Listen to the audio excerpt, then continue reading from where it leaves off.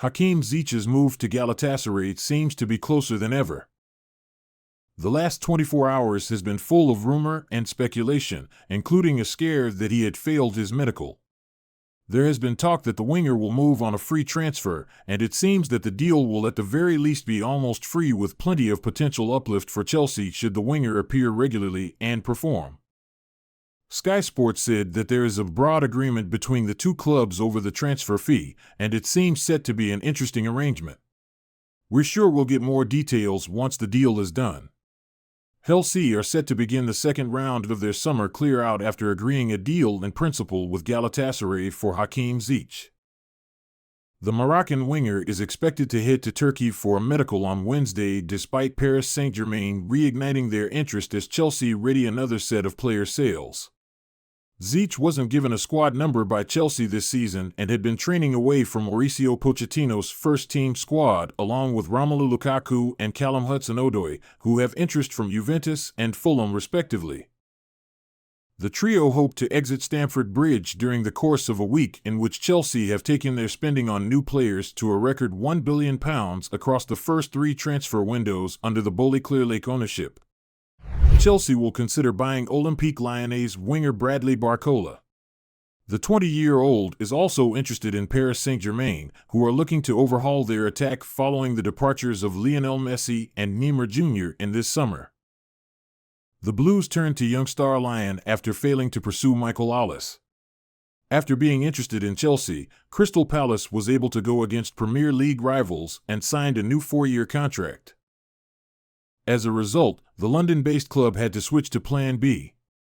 Despite Chelsea's interest in Barcola, ESPN's Julian Lawrence believes PSG's move to Stamford Bridge would not be the wisest move. For Barcola to come to Chelsea, it would be a very strange career choice given the number of players they have in his position and even in general, Lawrence told After Foot RMC on Thursday. You can't have 15 players per row, it is spectacular. As the deadline of the summer transfer window approaches, Chelsea and PSG can rematch if either team wants to join Barcola. The Lyon rising star has scored 7 goals and provided 12 assists in 45 appearances during his time with the French club. It has been revealed what number Romeo Lavia will wear for Chelsea. The 19-year-old midfielder, who was heavily linked with a move to Stamford Bridge for much of the summer, previously donned 45 on his back at Southampton and 90 for Manchester City. Football.London understands that the Blues agreed a £58 million deal with Southampton for Lavia. The teenage sensation has now followed Moises Caicedo through the doors at Cobham Training Ground, despite the Saints previously agreeing a far more lucrative proposal from Liverpool. The Reds turned their attention to Lavia after the former Brighton midfielder insisted on joining the West Londoners. But, after serious consideration, he informed Liverpool on Monday afternoon that he too preferred a move to Chelsea. It's believed that Joe Shields was a prominent figure behind the scenes in talks with the Belgium international's entourage. The Blues co-director of recruitment and talent, who was once the head of senior recruitment at St. Mary's, established a strong relationship with Lavia on the South Coast. Despite having worn the number 6 for the under-18s and under-23s at City, the Belgian has decided to pay homage to Southampton and stick with 45. Upon completing his move to Stamford Bridge, Lavia said, "I'm really happy to join Chelsea and be a part of this exciting project." Chelsea boss Mauricio Pochettino has hinted that they could put faith in reported AC Milan target Armando Broja rather than sign another striker. Broja has been out of action since last December when he ruptured his ACL, and the swathe of new signings threatened to place him on the margins of Chelsea's plans for the coming campaign. In addition to that, a serious injury to Christopher Nkunku has sparked suggestions that the Blues will return to the market and sign another forward, though they did see an attempt for Michael Olise fail.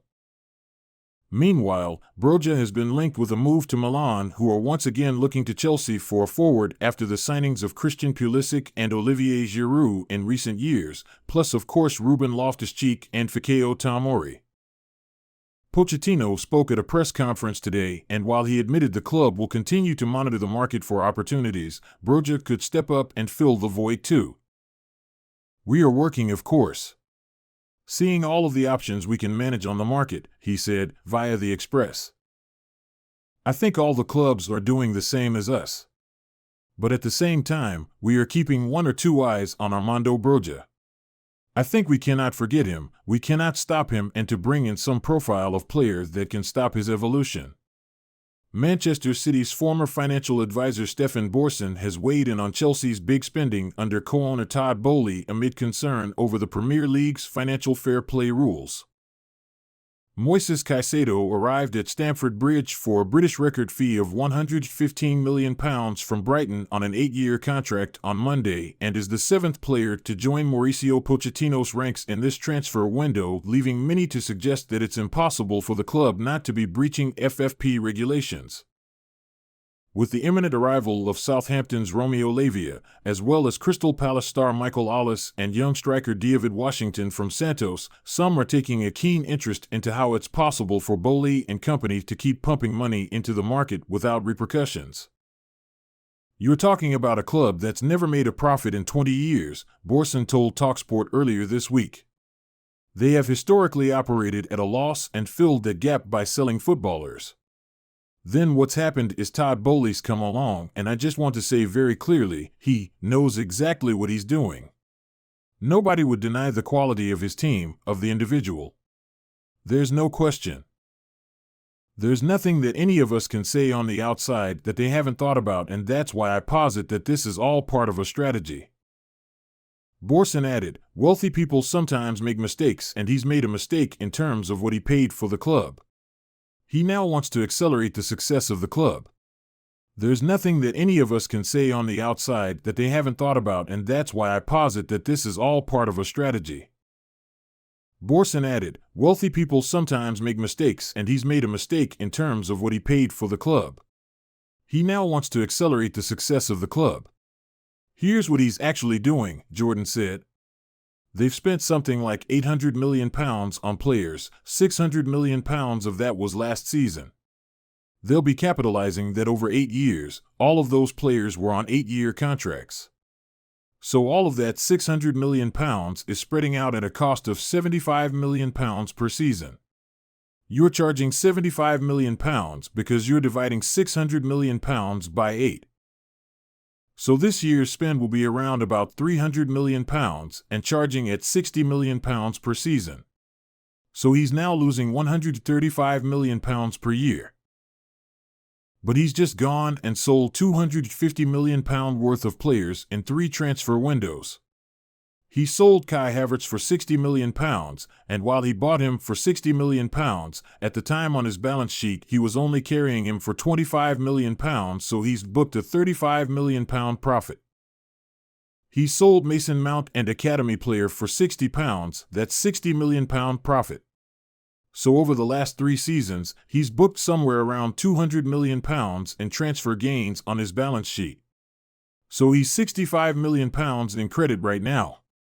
That's how he's doing it.